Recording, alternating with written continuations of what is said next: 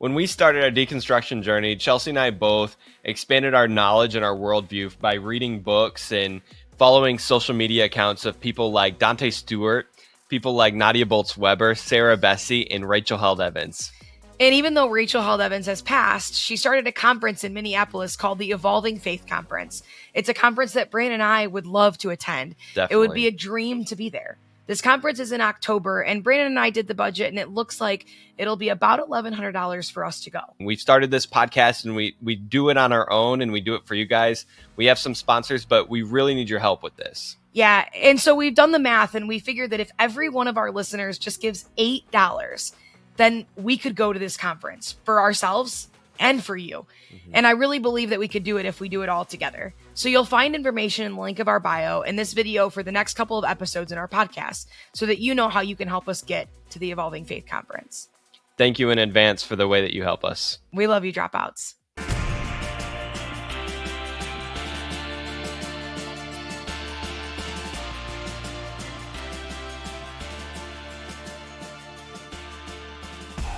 I met with a friend today. Though we keep in touch on social media, we hadn't seen each other in 4 years. He messaged me that he was in town and asked if we could meet. My dear friend has lived through so much in his 20-something years. The death of both parents, coming out and transitioning, being rejected and religiously shamed, losing his beloved grandmother, and so much more along the way. He struggled just to stay alive. I met him through our coffee shop ministry. He came to know I was a pastor and yet has entrusted me with his story. I am privileged to be called his friend. I listened as he updated me on his life, sharing deep and personal things. I told him I am proud of him for how far he has come in his journey of healing and mental health. He is much more comfortable in his own skin and is leaning in to knowing he is loved and valued. He wants to live. Thank God, he wants to live.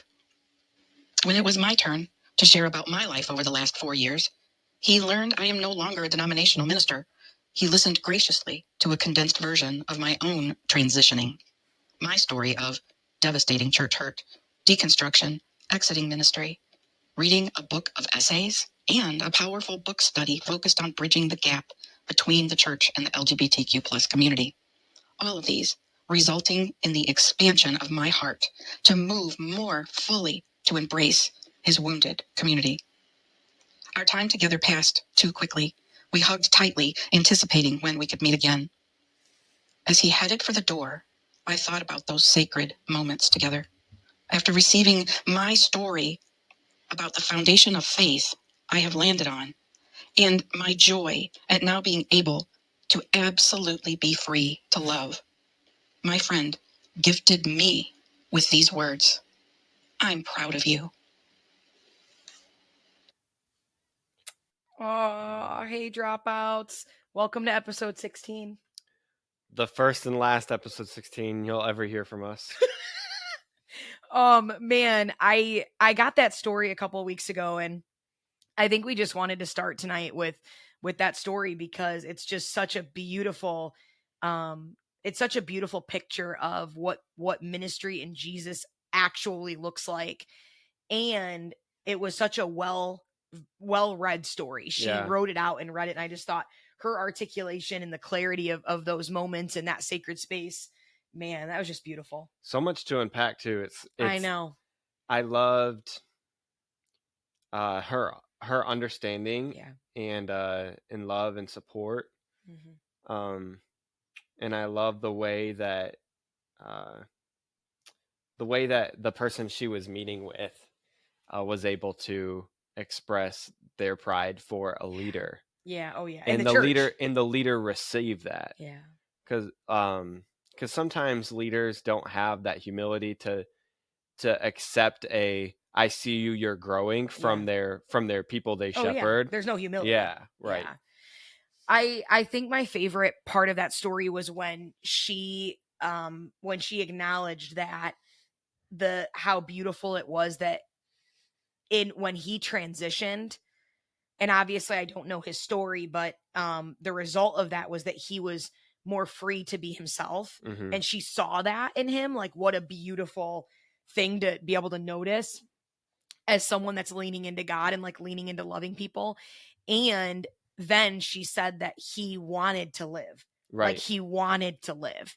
And I love that at the end, she kind of pulled it back by saying to her own self, I also, went through my own transitioning and I now feel free. Yeah. And so it's like she ministered to this human while he was navigating this transition and finding freedom with himself. And then he navigated those waters kind of in this story with her while she found her freedom. And I'm just like, man, what a beautiful full circle moment and story. I'm just so thankful that we got to be a part of that. Imagine if when you were in like those treacherous days of deconstruction, which they continue to still be. Yeah, yesterday. No, I'm just But kidding. when it started to get hard, Yeah. and somebody said to you, like, do you want to live? Yeah. And they didn't mean it in like a, Yeah. like, are you going to unalive yourself or anything like that? But more Absolutely. so, Yeah. do you want to experience the freedom on the other side of this thing? Yeah. Oh my God. Yeah. Oh my gosh. That would have brought me to tears. Well, and like, I don't think I knew when I was in the trenches of ministry and I was in the trenches of like deep Christianity, because for some of you, a lot of you that listen, there is nothing to do with ministry. For a lot of you, you were just in the trenches of like deep Christianity and deep evangelicalism, where you just couldn't get out, where you couldn't see the light. And for me in ministry, those trenches where I had those moments of literally not wanting to live anymore. Yeah. Those came in the moments where I'm like, there's no way I could ever be out of this. There's no way I could ever be free from these chains. There's no way I could ever love freely and openly, like she referenced when she left ministry. I couldn't see that. Yeah. And that was just so dark and so scary. So I love the beauty of the people that we have in this space that get to hear of people that have done it, of pastors who've gotten out, of testimonies, who have people that have met with beautiful church leaders that they trust and love, that have gotten out as well. Like, it's just, that's some of the benefit of being from our advantage. Yeah. Or from our vantage point as ex-pastors. Yeah. Is we knew enough when we were in these systems to say it wasn't supposed to be this way. Exactly. We know but what I forget is the perspective of the churchgoer that starts deconstructing, or is on the reciprocal or the other end of a pastor or their staff's abuse. Yeah. Oh yeah. And they feel we're so alone. Used to the other side. Well, when we were a part of it, we felt the weight of we know there's a systemic issue here. Yep. But when you are the receiving end of the systemic issue, and you don't know the right people, the right authors, oh my God, you don't know that there's dissonance in the Christian community. You're right. Then you just feel like, what is this shit that I was handed to? Oh yeah. That I loved my whole life. Yeah. And there's no one else like me. That's what I hear over and over and over again. And somehow it's weird, because here we are on this podcast, 16 episodes deep now, and finding hundreds of people who somehow all have had this experience. But when you're experiencing it, for some reason, it feels like you can't find anyone for shit that's going through it. And I think it's number one, because no one is honest and transparent until they're on the other side of it. Right. And number two, I think people are just scared. They're scared to be honest. They're scared to be vocal. I remember that young adult that messaged me. This specific young adult made a post on her social media about leaving and about some systemic brokenness and issues. And I remember her messaging me she was so scared. She was so afraid, like, what will people say? Should I delete it? And I'm like, girl, what? I'm like, you just spoke the truth and your truth.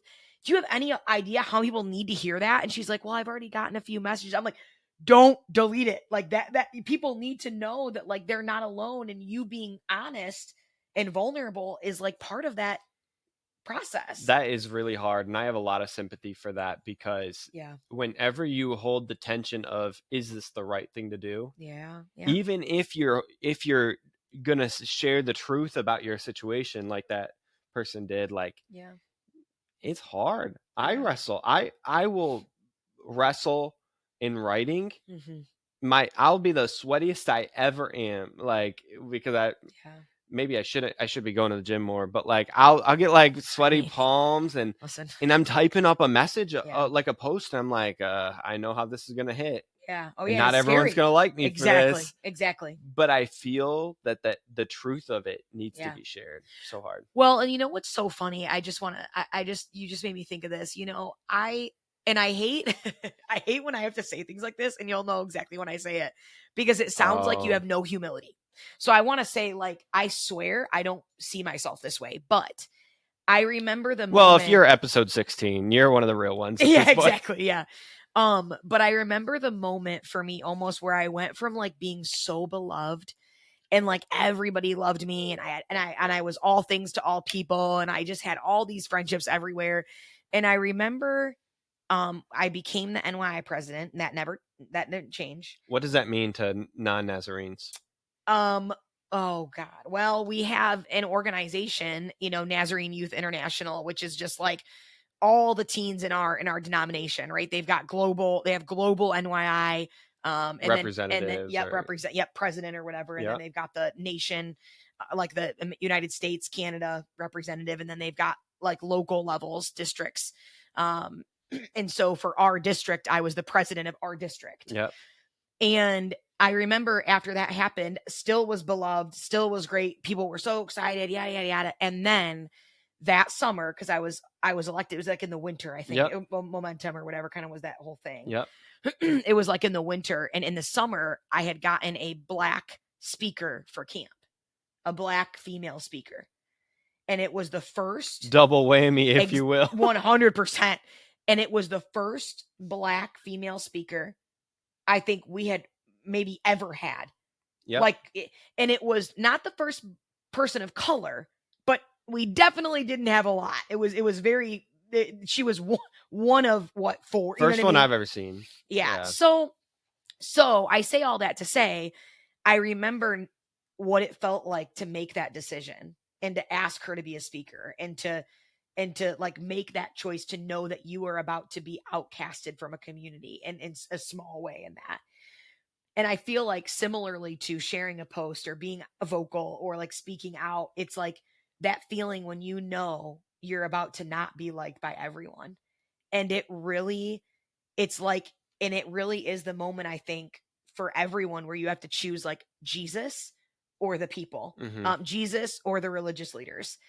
I really do, because I didn't realize that the difference between my relationship with Christ and my following Jesus and actually following Jesus at that time was, then you choose Jesus, right? Like, so here I am being liked by all these people and doing all the things I thought you should do, and not speaking out about the things that I knew were wrong, and not pointing out systemic issues. And because it was comfortable, right? I was liked, it was comfortable, I had good money, I was making good money, blah, blah, blah. But the reality of all of that was I was not choosing Jesus the entire time. Like I was in my head, but then you wouldn't be liked by everyone. And once I started having to choose Jesus in those hard moments, but it sucks. It was terrible hard. So I don't blame people 10 years younger than me, or, on the other side of it in the church and not in ministry, for not being able to do it. It's like, holy shit. I mean, it's scary. The amount of comfort that comes with staying aligned with the 100%, with the conservative majority in the church. Yep. Yeah. Yep. The amount of comfort that comes with it. God, you're so right, Brandon. It's weird because it also comes with the power, the influence, and the pay that comes with. Yeah. You make a sacrifice by speaking out that essentially could cost you, everything except your character to the people that matter, to Jesus, right?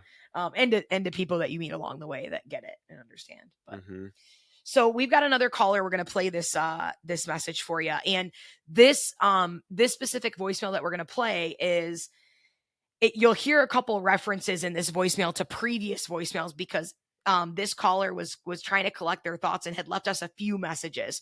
So I'm going to play the last message that he left, because I think it's the most clear, and I feel like he articulates the best. Like, I think he knew this was the one that he really wanted to share. So I'm going to play this one for you guys. Hey guys, it's Vinny again. I'm sorry. Obviously my message is way too long, so I'm going to try to just kind of condense it down. Again, my name is Vinny Palmer. I'm a musician and former minister of music at my church. My deconstruction journey started with tithing and giving and offering money, where I disagreed with how it was being distorted and manipulated for the masses. And so after I deconstructed with tithing, there's a long story that all the voicemails that I've been leaving start to go into. But anyway, to make a long story short, tithing is where I started deconstructing, and then I started learning and seeing a whole lot of other stuff that I disagreed with. I hate the binary ways of churches. I'm from a Pentecostal background, which is very parallel to evangelicalism. The only thing that differs is the fact that we're Black, and our worship expressions are a lot more dramatic and a lot louder and a lot more expressive. So, but we share a lot in common with evangelicalism, the binary, the rules, the regulations, all that stuff. So that's where my deconstruction journey started. I hope that as I listen to you guys, I can continue to glean from what you guys are saying, and I appreciate this podcast. I appreciate everything you guys are bringing out and bringing to the light. So that's it. Thanks, bye. Oh, It's so wild when Vinny. Thank you so much for leaving your message. It's wild that you would say that you're going to continue to like learn and glean from us, because I'm like, yeah, tell us more. what we want to learn lessons from you. what lessons do we have that you need to learn? Because it sounds like you've got your own shit you've been through. So. Yeah, and especially being a former worship leader, worship pastor, I love that because and I hope we get to hear more about your experience of what that was like leaving that ministry behind in this journey. I'd love to hear more about that, but I don't know if you guys caught it, that, and he said it I think just a couple times, but that his deconstruction journey started with tithing.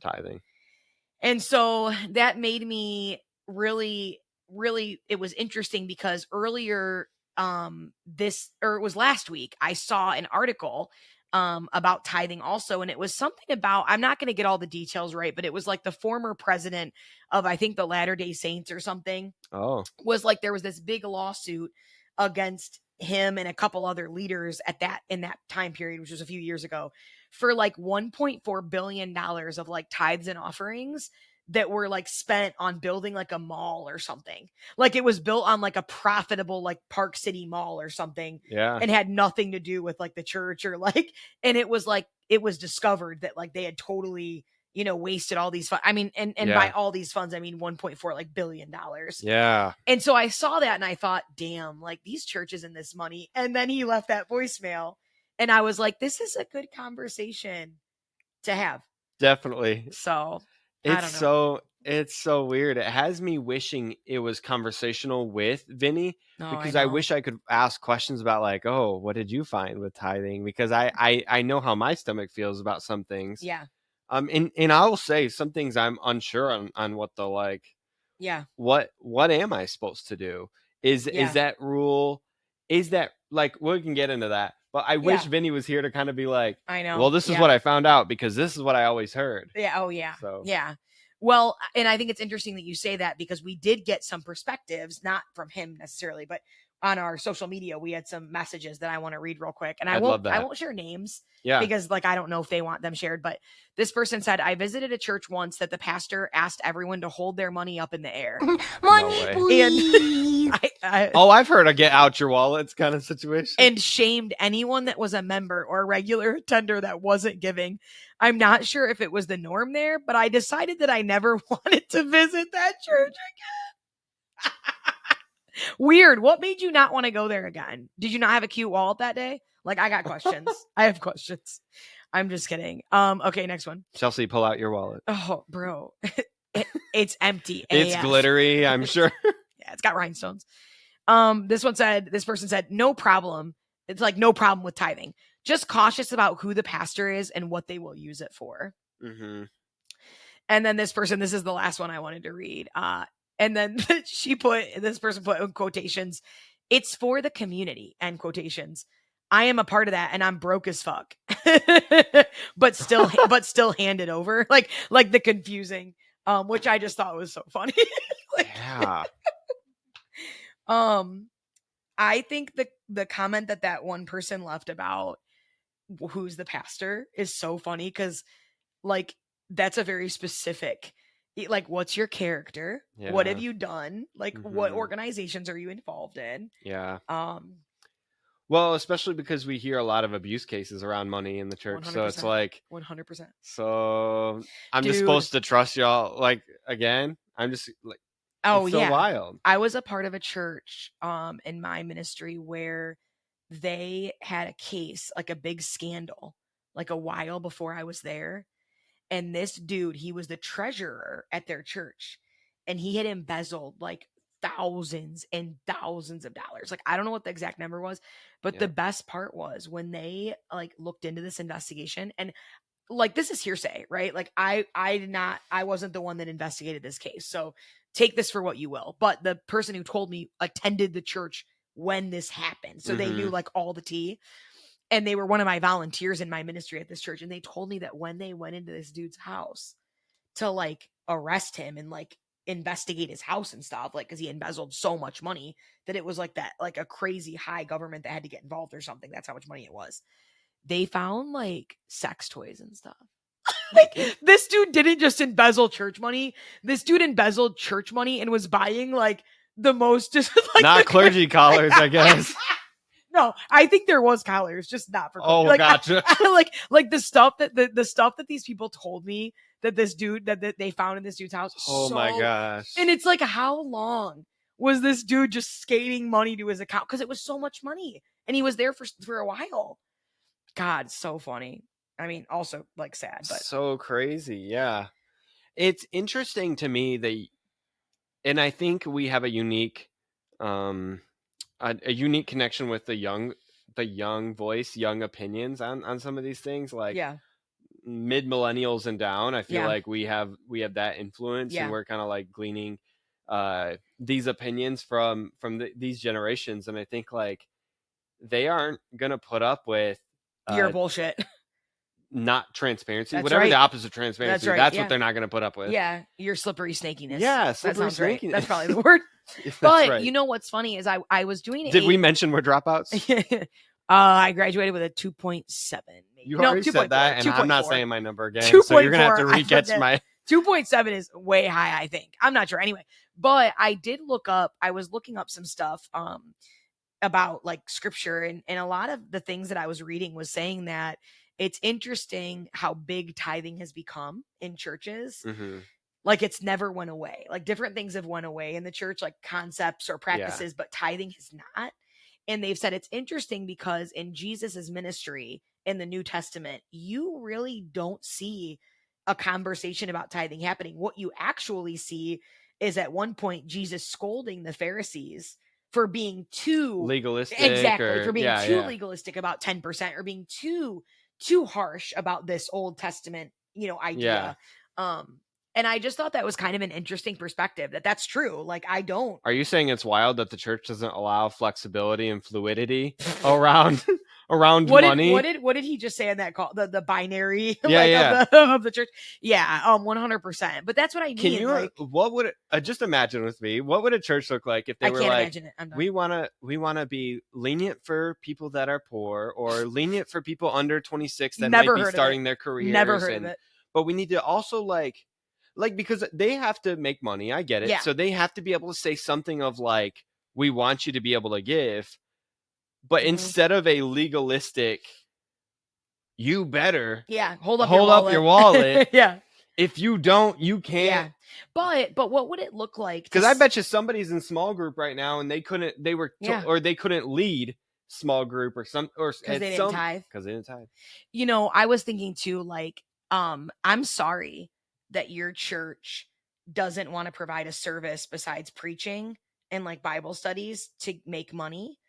But maybe you do have a coffee shop in your church. Maybe you do sell merch and that's how you make a lot of your income. Maybe you do have like a small part of an offering that does go to salaries, but provide a better, like do something more. Like, you don't just get this free pass. And that's what I think really pisses me off, is that there's so many churches that will do the hold up your wallet and you provide a bunch of shit for people. Like, you really don't even give what they pay for.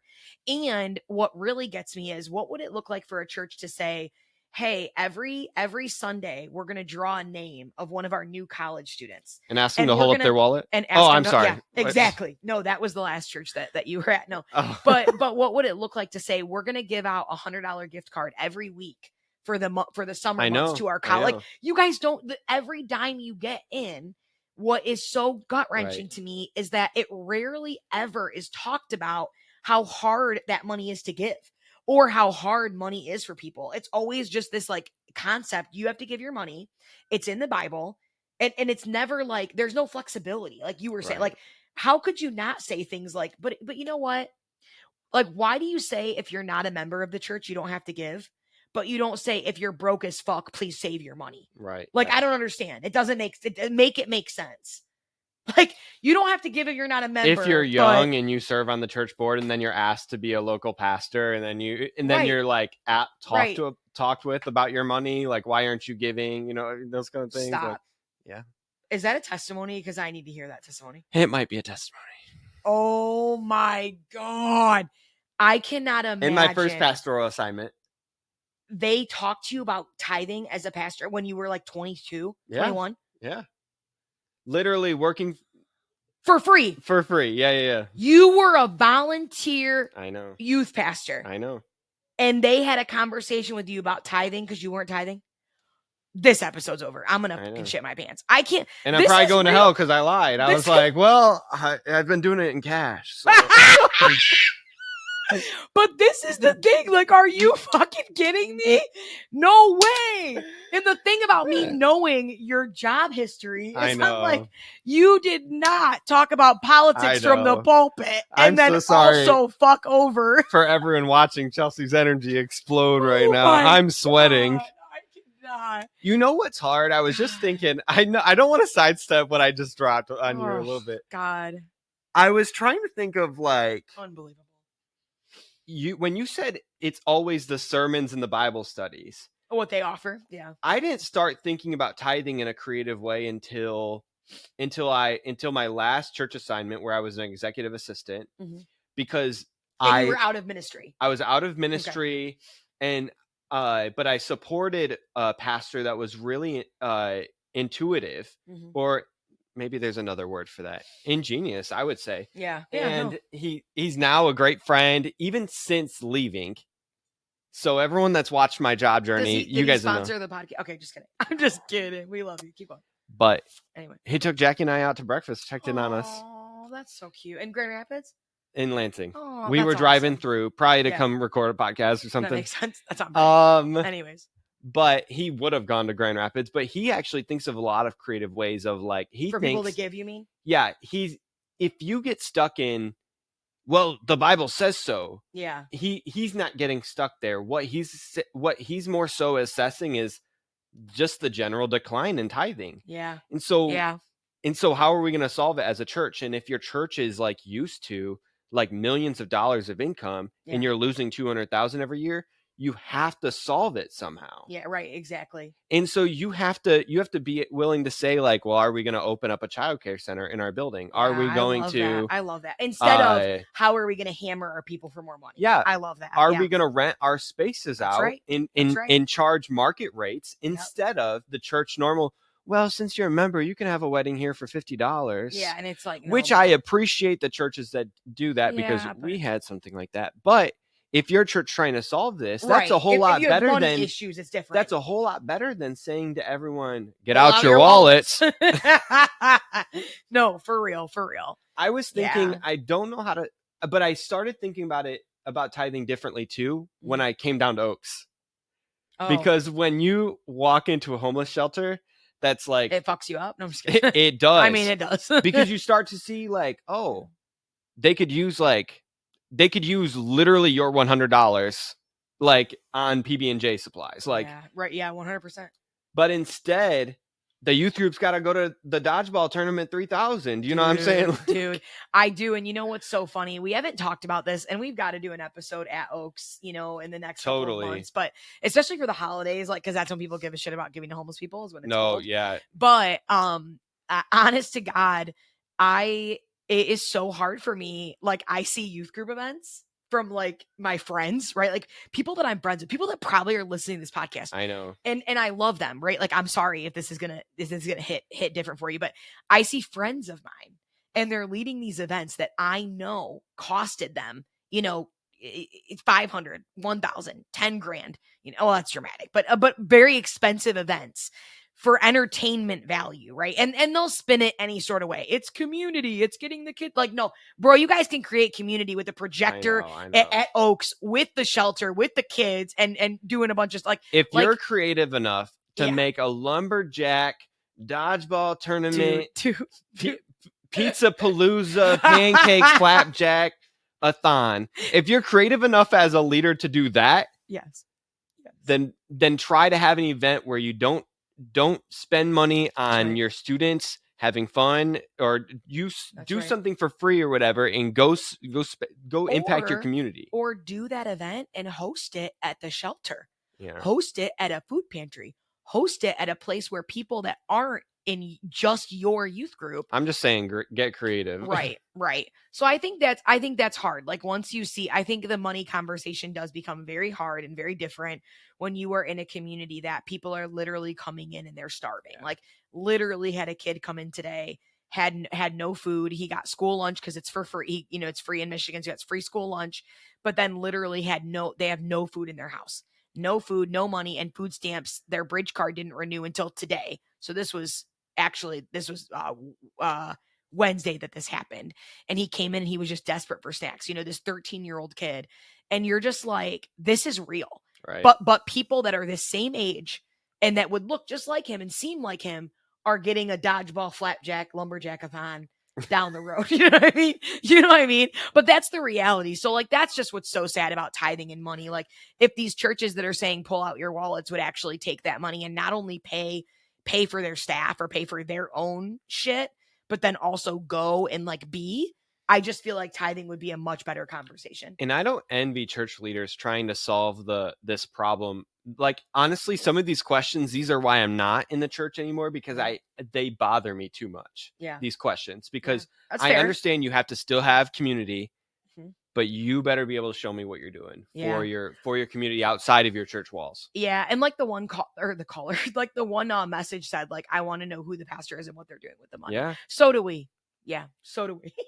And show us the receipts. And I want the church to get off my back if I decide to give to organizations that are non-church organizations, and that is part of my tithe. And you would think that would be a no-brainer. You would think. Yeah. Anyways, so big mad energy or nah? This is also big mad energy. It feels like it's starting to get a little angry. I'm starting to get a little angry. But speaking of anger, let's hit what's going on this week with big mad energy. What y'all mad about now? Y'all really pressed over that shit? Wow. Big mad. Y'all got big mad energy. Y'all just want an excuse to hate. Acting like I really care. Make y'all Welcome back. We wanted to talk about... It's just so funny. We want to talk about Donald Trump turning himself in. Bro. The mugshot around the world. You guys... The mugshot is good. This is my favorite, and obviously it's on the screen, like, without even... I hope there's 10 on the screen, like one with like mustache on it, like all the hilarious, like the amount of like funny memes I've seen with this mugshot, unending. Definitely meme it up, cover the whole screen. We are not relevant. Here's my favorite. I looked up. I wanted to know like what Trump said. I'm like, was there anything? Because I didn't really know. Like, I just saw the mugshot. That was enough for me. I didn't. Honestly, he's been indicted so many times. I was like, I have no clue what's about to happen. Exactly. I had to like ask my like smarter politically brother and be like, so does that mean he's in jail right now? But right. No, he has too much money. Yeah, so exactly. He's actually he's invincible, really. But, right. But it says, but I looked up, I'm like, what did Trump say during mugshot? Like, because somebody got something, right? And it says, and it's just, I hope it's the title of this episode, what he said. Trump, who had over 88 million, shame on all of you motherfuckers, first of all, but Trump, who had over 88 million followers when Twitter banned him, posted a photo on Thursday of the mugshot with the words, election interference, never surrender. And I'm just, it was literally just, God, never surrender. The episode make it trend. Send never. Can you imagine? But you did surrender. You did surrender. Never surrender. If you didn't surrender, you wouldn't have got a mugshot. This is going to be such a hard couple of months going into this like election season. I know. We're going to navigate it the best way we can. We hope you trust us with that. But like these God. moments are so funny. They're so funny. And I love my friends who are conservative, right? And they don't want anything to do with Trump, but they are conservative. And like even the memes that they've posted, like just the hilarity of the photo and the situation. Like, yeah, something it's not like an anti-conservative episode. It's just the situation with Donald Trump. Something so like ridiculous. when they forget your Chick-fil-A sauce. Oh my God. Stop. Tyler sent me one. I got one that said something like, when they're out of your Marble Lights or something, like your favorite cigarettes, because of his hair and like just the anger, bro. Oh my God, dude. When your baby was up all night.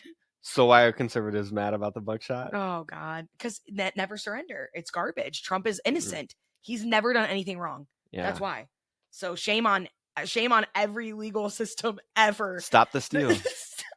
Never surrender. Never surrender. Can you imagine? I don't get political a lot, dude. But can you imagine thinking? We did just talk about abortion last Thinking episode, Trump's you're still your president? Oh my God, bro. Wait, what was the picture you sent the other day? Really quick. Brandon sent, oh my God, it was so funny. Do you remember? I don't have my phone. It was the picture. I know exactly where you sent it to. It was this picture of a truck.